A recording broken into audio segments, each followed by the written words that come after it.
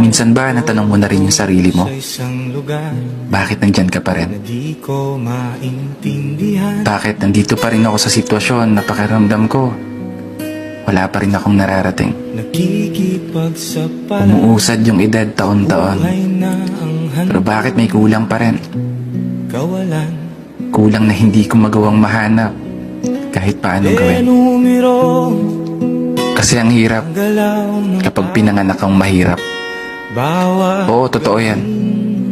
Kasi dagdag hamon sa'yo kung paano mo babaguhin ang kapalarang inilaan. Sitwasyon na kinasanayan. Buhay na kinamulatan. Tadhanang minana at pinagkatiwala ng mga magulang. Kasi kung meron lang tutorial video sa YouTube kung paano yumaman, wala sana tayong problema. Kaya napakaswerte mo kung isa ka sa mga pinanganak na mayaman na.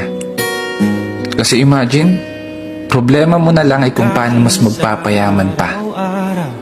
Mag-aaral ka na lang nang di na iniisip kung saan ka kukuha ng pangmatrikula. Samantalang pag mahirap ka, paiyakan pa bago ka makahawak ng diploma. Pahirapan pa makahanap ng trabaho. Higaya ng mayaman, imamanahin kang negosyo. Sana all na lang talaga. Pero